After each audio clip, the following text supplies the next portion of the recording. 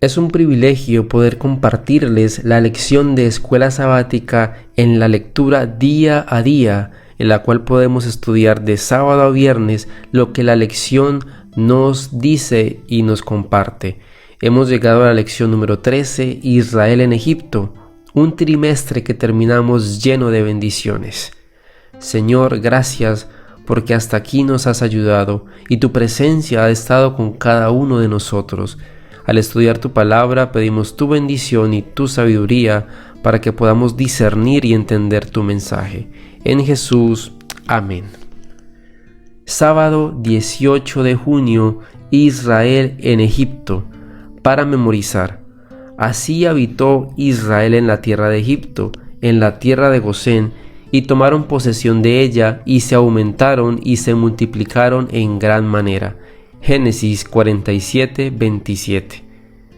Génesis abarca los últimos años de Jacob y José juntos. Vemos a Jacob dejar Canaán para restablecerse en Egipto, y allí morirá. Y aún en este escenario egipcio, la expectativa de la tierra prometida ocupa un lugar preponderante. En cuanto Jacob llega a Egipto, bendice a Faraón. Génesis 47, 7 al 10. Y así cumple parcialmente, por supuesto, la promesa abrahámica de ser una bendición para las naciones. Posteriormente, ya a punto de morir, Jacob bendice a los hijos de José. También bendice a sus propios hijos y hace predicciones impresionantes acerca de cada uno de ellos, en el contexto de las futuras 12 tribus de Israel. Génesis 49, 1 al 27. Sin embargo, el hecho de que Israel como pueblo habite en el exilio, en Egipto como extranjeros, está en tensión con la esperanza de la tierra prometida. Y aunque el mismo libro de Génesis termina con los hijos de Israel en Egipto, algunas de las últimas palabras de José apuntan a otro lugar. Yo voy a morir, mas Dios ciertamente os visitará y os hará subir de esta tierra a la tierra que juró a Abraham y a Isaac y a Jacob. Génesis 50, 24. Domingo 19 de junio. Jacob llega hasta José. Lee Génesis 46. ¿Cuál es la importancia de la partida de Jacob de Canaán? Cuando Jacob deja su tierra en Canaán, está lleno de esperanza, la seguridad de que ya no pasará hambre y la buena noticia de que José está vivo debieron haberle dado el impulso que necesitaba para dejar la tierra prometida. La partida de Jacob evoca la experiencia de Abraham. Aunque en el caso de Abraham se dirigía a la tierra prometida, Jacob escucha la misma promesa que Abraham escuchó de parte de Dios, es decir, que lo hará una gran nación. Génesis 46, 3. Comparar con Génesis 12, 2.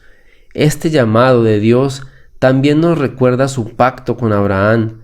En ambas ocasiones, Dios utiliza las mismas palabras tranquilizadoras, no temas, que conllevan la promesa de un futuro glorioso. La lista completa de los nombres de los hijos de Israel que fueron a Egipto, incluidas sus hijas, nos recuerda la promesa de fecundidad que Dios le hizo a Abraham incluso cuando todavía no tenía hijos. El número 70, incluidos Jacob, José y sus 2 hijos, expresa la idea de totalidad. Es todo Israel que va a Egipto. También es significativo que el número 70 corresponde al número de naciones, lo que sugiere que el destino de todas las naciones también estará en juego en el viaje de Jacob. Esta verdad se hará más evidente recién muchos años más tarde, después de la cruz y la revelación mayor del plan de salvación, que por supuesto era para toda la humanidad, en todas partes y no solo para los hijos de Abraham. En otras palabras, por más interesantes que sean las historias de esta familia, de la simiente de Abraham y cualquier lección espiritual que podamos aprender de ellos, estos relatos están en la palabra de Dios porque forman parte de la historia de la salvación. Son parte del plan de Dios para redención a la mayor cantidad posible de seres humanos en este planeta caído. ¿Por qué no hay diferencia entre judío y griego? Pues el mismo que es Señor de todos es rico para con todos los que le invocan. ¿Por qué todo aquel que invocar el nombre del Señor será salvo? Romanos 10, 12 al 13. ¿Qué dice Pablo aquí que muestra la universalidad del Evangelio? Más aún, ¿qué nos dicen estas palabras con respecto a lo que debemos hacer como iglesia para ayudar a difundir el Evangelio? Lunes 20 de junio. Jacob se asienta en Egipto. Es muy interesante que, a pesar de todo lo que le habían dicho a Jacob acerca de que José estaba vivo en Egipto, el Señor todavía le dio visiones de noche, Génesis 46:22, y en ellas le ordenó que se fuera. Jacob deja la tierra prometida precisamente por Egipto, que luego se asocia con el único lugar al que el pueblo de Dios no quiere ir. Deuteronomio 17:16. Lee Génesis 47. ¿Qué verdades y principios espirituales podemos encontrar en este relato? Veamos. José llevó a 5 de sus hermanos para presentarlos a Faraón y para que se les diera la tierra en que iban a establecer sus futuros hogares. La gratitud hacia su primer ministro induciría al monarca a honrarlos con nombramientos para ocupar cargos oficiales, pero José, leal al culto de Jehová, trató de salvar a sus hermanos de las tentaciones a las que se expondrían en una corte pagana. Por consiguiente, les aconsejó que cuando el rey le preguntase, le dijeran francamente su ocupación. Los hijos de Jacob siguieron este consejo, teniendo cuidado también de manifestar que habían venido a morar temporalmente en la tierra, y no a permanecer allí, reservándose de esa manera el derecho a marcharse cuando lo desearan. El rey les asignó un lugar, como había ofrecido en lo mejor del país en la tierra de Gosén. Patriarcas y Profetas, página 236. Sabiamente también el faraón no propicia que estos extranjeros se conviertan en mendigos por vivir de la generosidad de su anfitrión.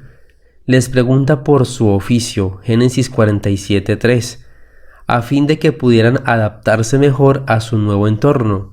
También se muestra ávido por reprochar su experiencia e incluso sugiere que los sirvan como mayores de su ganado. Génesis 47:6.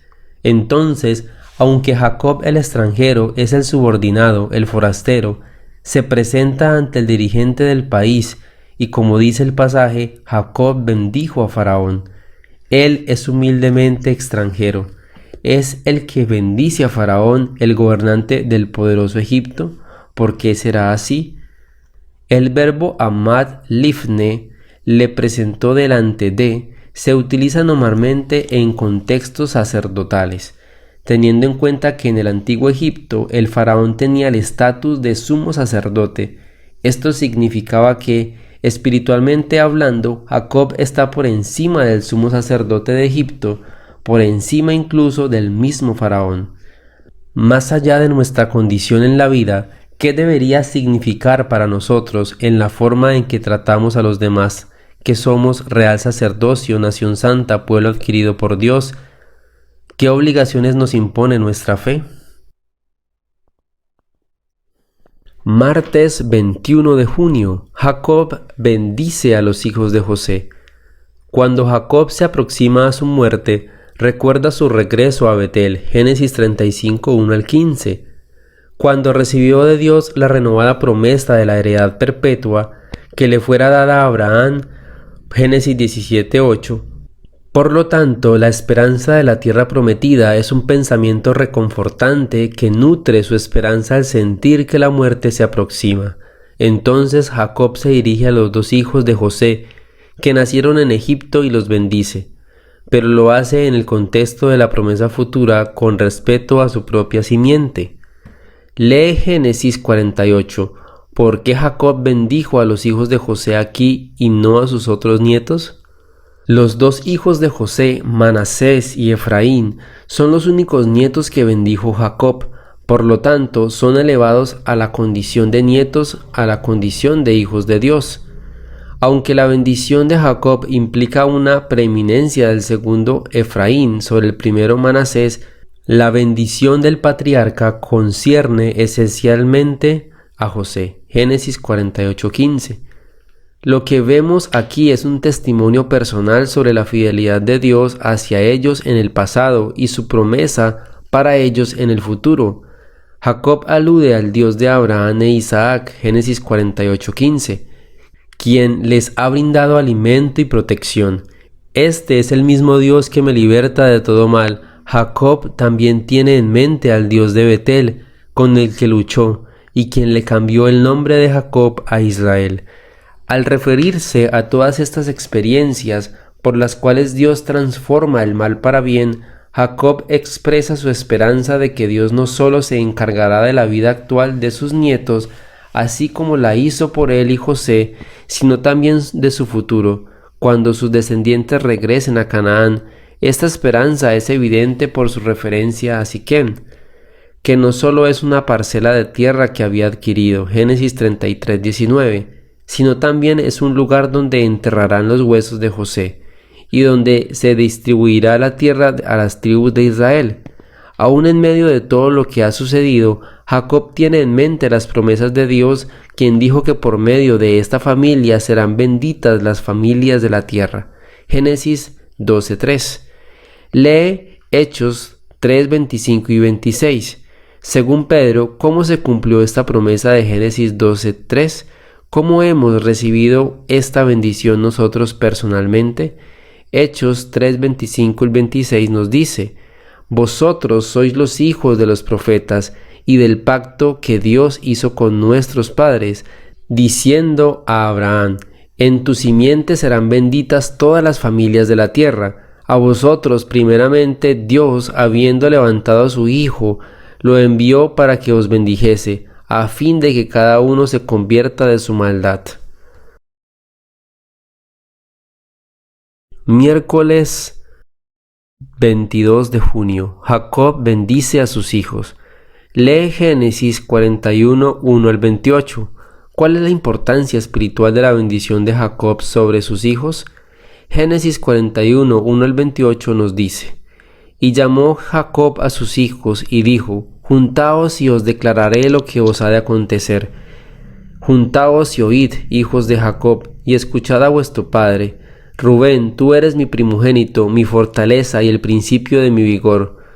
Principal en dignidad, principal en poder, impetuoso, como las aguas no serás el principal.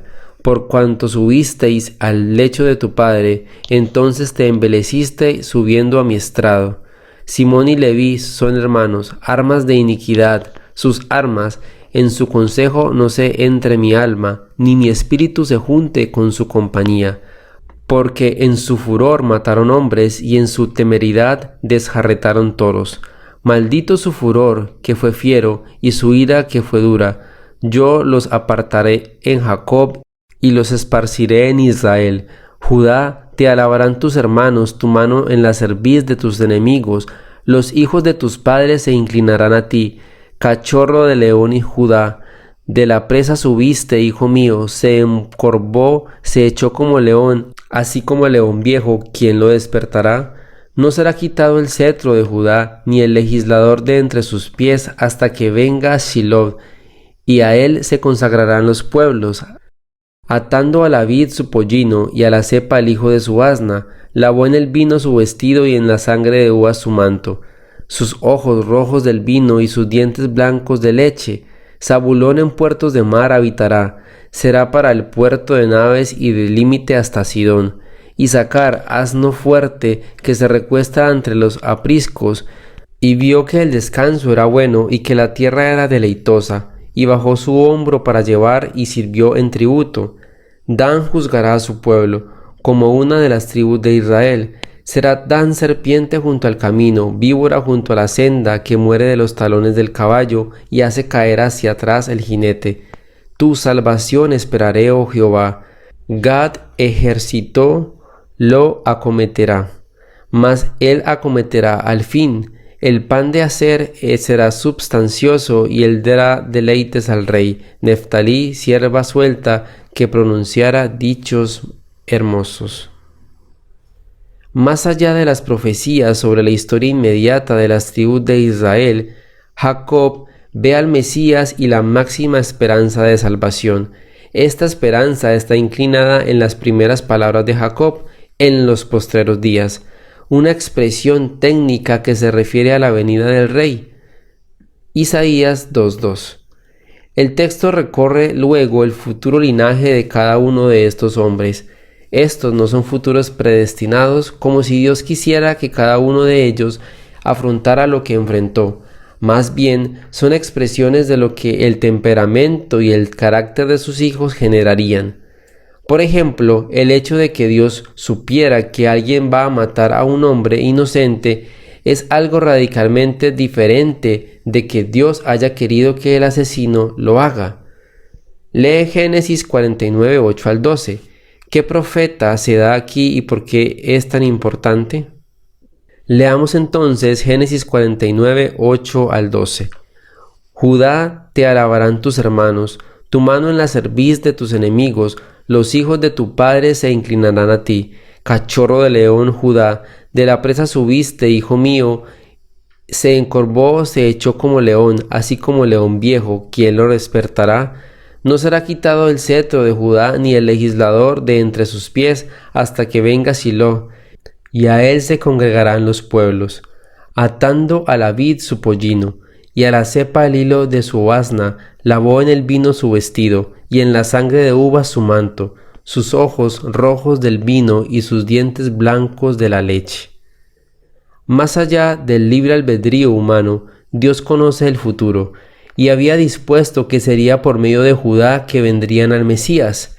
Judá, que estaba representando por un león, remite a la realeza y a la alabanza. Judá engendra al rey David, pero también a Silo, es decir, al que traerá a Shalom, quien merece obediencia de los pueblos.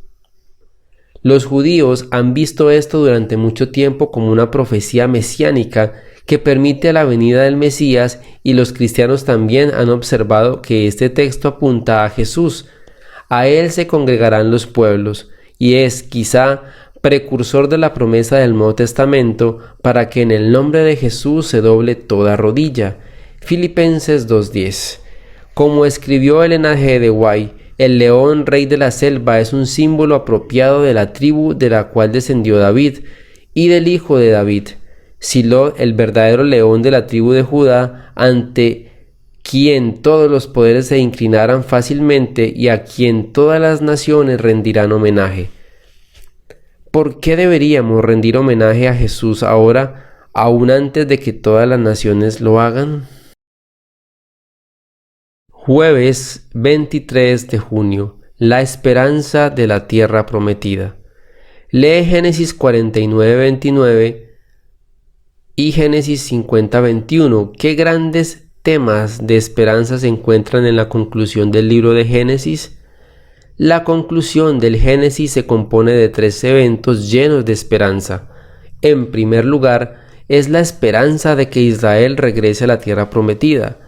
Moisés, el autor de la Génesis, describe la muerte y el entierro de Jacob y de José como acontecimientos que apuntan a la tierra prometida. Inmediatamente después de su bendición y su profecía sobre las 12 tribus de Israel, Jacob piensa en su muerte y encarga a sus hijos que lo entierren en Canaán, en la cueva de Macpela, donde fue enterrada Sara. La narración que describe la procesión fúnebre hacia Canaán se convierte en precursora del éxodo de Egipto varios siglos después. En segundo lugar, es la esperanza de que Dios transforme el mal en bien. Después de la muerte y el entierro de Jacob, los hermanos de José se empiezan a preocupar por su futuro. Temen que ahora José se vengue. Acuden a José y se postran ante él, dispuestos a convertirse en sus siervos. Una situación que recuerda los sueños proféticos de José. José los tranquiliza y les dice: no temáis, una frase que se refiere al futuro, porque lo que pensaron mal contra él, Dios lo caminó por bien. y cambió el curso de los eventos para salvación. Génesis 50, 19 al 21, comparar con Génesis 45, 5 y 7. Es decir, a pesar de tantos fracasos humanos, la providencia de Dios prevalecerá. En tercer lugar, es la esperanza de que Dios salve a la humanidad caída. La historia de la muerte de José en este último versículo del Génesis es más tranquila. No solo trata sobre la muerte de José, curiosamente, José no ordena que entierren sus huesos. En cambio, señala el momento en que Dios ciertamente os visitará y hallaréis llevar de aquí mis huesos. Y esto hicieron. Años después, en obediencia directa a esas palabras, en última instancia, la esperanza de la tierra prometida, Canaán, es un símbolo, un precursor de la esperanza suprema de salvación, de restauración, de una nueva Jerusalén en un cielo nuevo y una tierra nueva. La esperanza máxima de todos nosotros, una esperanza garantizada por la muerte de Shiloh. Lee Apocalipsis 21, 1 al 4. ¿Cómo representan estos versículos la mayor esperanza que tenemos? Sin esta promesa, ¿qué esperanza tenemos más que la muerte como el fin de todos nuestros problemas? Viernes 24 de junio, para estudiar y meditar. La vida de José ilustra la vida de Cristo. Fue la envidia lo que impulsó a los hermanos de José a venderlo como esclavo. Esperaban impedir que llegase a ser superior a ellos, y cuando fue llevado a Egipto se vanagloriaron de que ya no serían molestados con sus sueños y de que habían eliminado toda posibilidad de que estos se cumplieran. Pero su proceder fue contrarrestado por Dios al ocasionar el mismo acontecimiento que trataron de impedir. De la misma manera, los sacerdotes y los dirigentes judíos estaban celosos de Cristo y temieron que desviara de ellos la atención del pueblo. Le dieron muerte para impedir que llegase a ser rey, pero así provocaron ese mismo resultado. Mediante su servidumbre en Egipto, José se convirtió en el salvador de la familia de su padre. Sin embargo, este hecho no aminoró la culpa de sus hermanos. Asimismo, la crucifixión de Cristo por sus enemigos lo hizo redentor a la humanidad, salvador de la raza perdida y soberano de todo el mundo. Pero el crimen de sus asesinos fue tan execrable como si la mano providencial de Dios no hubiese controlado los acontecimientos para su propia gloria y para bien de los hombres. Así como José fue vendido a los paganos por sus propios hermanos, Cristo fue vendido a sus enemigos más enconados por uno de sus discípulos. José fue acusado falsamente, arrojado en una prisión por causa de su virtud. Asimismo, Cristo fue menospreciado y rechazado porque su vida justa y abnegada reprendía el pecado, y aunque no fue culpable de mal alguno, fue condenado por el testimonio de testigos falsos. La paciencia y la mansedumbre de José bajo la influencia y la opresión, el perdón que otorgó espontáneamente y su noble benevolencia hacia sus hermanos inhumanos representan la paciencia sin quejas del Salvador en medio de la malicia y el abuso de los impíos, y su perdón que otorgó no solamente a sus asesinos, sino también a todos los que se allegasen a él, confesando sus pecados y buscando absolución. Preguntas para dialogar. Primero, una vez que Jacob murió, los hermanos de José temieron que ahora él se vengaría. ¿Qué nos enseña esto sobre la culpa que aún albergamos? ¿Qué nos enseña la reacción de José sobre el perdón de los culpables? Segunda pregunta, ¿qué otros paralelismos puedes encontrar entre las vidas de José y de Jesús? Tercera pregunta, reflexiona sobre el hecho de que, si bien Dios conoce íntimamente el futuro, aún así somos libres para decidir. ¿Cómo conciliamos estas dos ideas? Bendiciones para cada uno de ustedes, mis hermanos. Es un gozo que nos hayan podido acompañar hasta el final de esta lección. Les invitamos a que compartan para que cada uno día por día escuche este tema y saque sus conclusiones y apropiaciones. El canal Más Cerca de Cristo desea que cada uno de ustedes puedan lograr ese objetivo y también estar más cerca de Cristo como lo queremos estar todos. Que Dios te bendiga y te guarde es mi deseo.